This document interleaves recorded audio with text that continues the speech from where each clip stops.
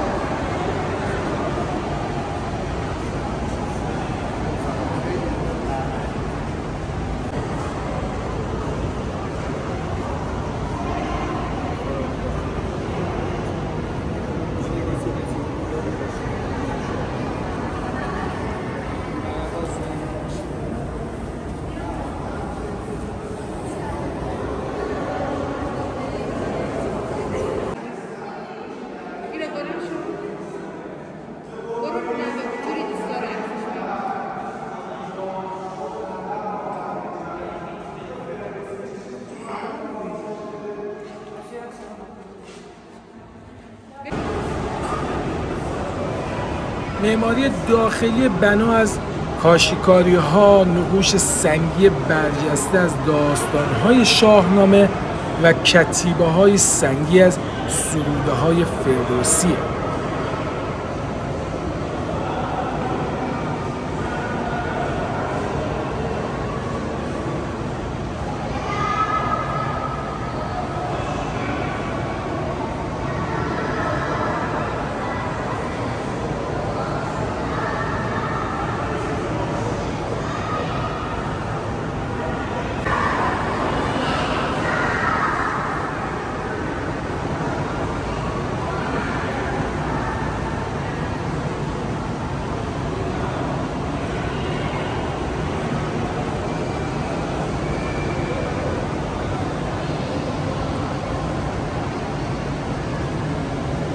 در این بنا افرادی هستند که شاهنامه فردوسی رو برای علاقه‌مندان میخونن و تفسیر میکنه.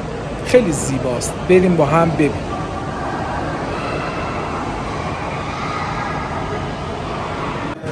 در دیدگاه فردوسی هر شاهی شاه بود نیست. شاهی که ظلم کنه، آدم بکشه، مورد سرزنش و نیکویش فردوسی قرار میگیره. کیکاووس هم همینطور به علت قتل‌های زیادی که انجام داده توسط دیو سپید کور میشه. این کور واقعی نیست. کسی که ظلم کنه، کسی که آدم بکشه کور واقعیه، چون نتونسته انسانیت رو بشناسه و تشخیص بده. خبر به رستم میرسه. رستم راه 6 ماه رو 2 هفته‌ای طی میکنه. در خان نخست به جایگاه شیر میرسه. رستم نیاز به خواب پیدا میکنه، شیر حمله میکنه اما رخش شیر رو شکار میکنه. در خان دوم رستم به بیابان بیابان‌علف میرسه. از آفریدگار تقاضای کمک میکنه اما آفریدگار رو تو جلو بهش نمیده. رستم از خردش استفاده میکنه، از دور میشی رو میبینه، با خودش میگه اگه من این میش رو دنبال کنم بیگمان به آبشخور میش میرسم. این مکان آرامگاه مهدی اخوان ثالث، شاعر پرآوازه، ادیب موسیقی پژوه ایرانیه.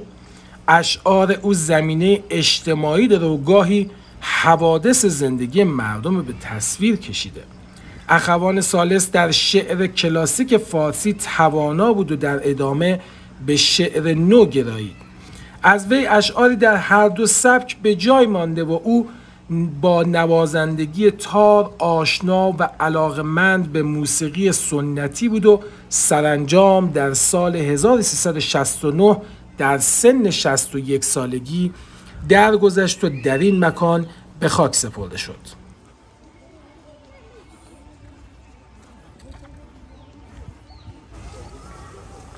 در موزه آرامگاه فردوسی بجز عتیقه‌جاتی که از صدها قبل به جای مانده و اینجا در معرض دید عموم قرار گرفته، نقاشی‌های قدیمی هم وجود داره که برگرفته شده از اشعار زیبای شاهنامه فردوسی که واقعاً دیدن داره.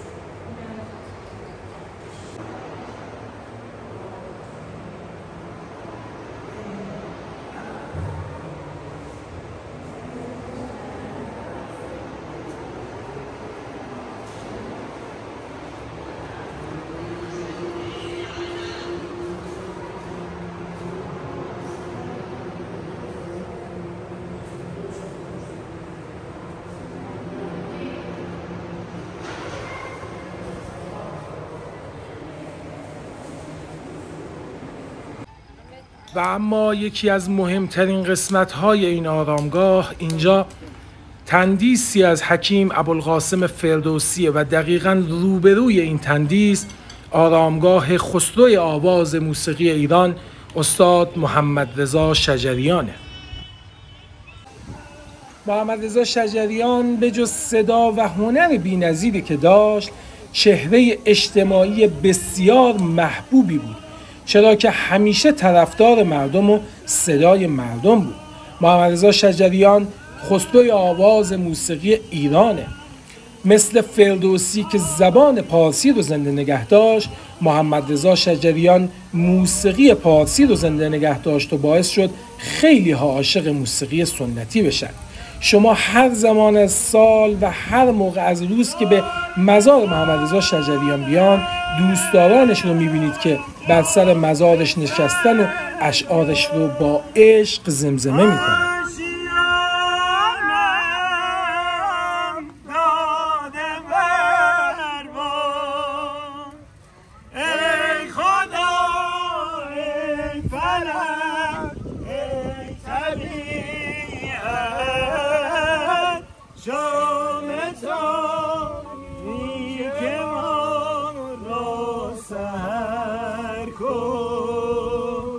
شام تاریک ما را سحر کن.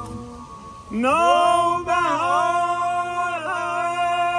است، گل به بار است، ابر چشمم ژاله بار است. این قفس چون دلم تنگ و تار است، شعله فکن در قفس آه آتشین. دست طبیعت گل عمر مرا مچین، جانب عاشق نگه تازه گل نزین. بیشتر کن، بیشتر کن، بیشتر کن، مرغ بیدل شرح هجران. مختصر مختصر کن، مرغ بیدل شرح هجران. مختصر مختصر کن.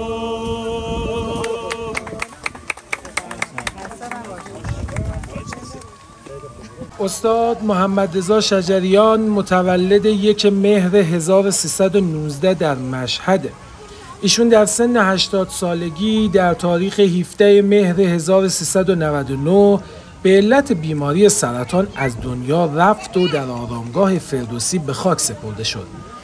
اما استاد در دل هواداران بیشمارش هرگز نخواهد مرد و همیشه با صدایش، یادش و نامش زنده است و جاویدان. نکته قابل تأسف اینه که هر کسی که به مزار استاد محمد رضا شجریان میاد از ته دل افسوس میخوره. چرا کسی که از لحاظ هنر، از لحاظ صدا، از لحاظ وجهه و محبوبیت اجتماعی در جایگاهیه که قطعاً دیگه هیچ وقت تکرار نمیشه، باید چنین آرامگاه معمولی داشته باشه که خب این جای هزاران تأسف داره. ممنونم که همراه من بودید. امیدوارم از این ویدیو خوشتون اومده باشه. لطفاً با لایک کردن از من حمایت کنید و خوشحال میشم نظرات خودتون رو برام کامنت کنید. شاد و پیروز باشید. خدا نگهدار.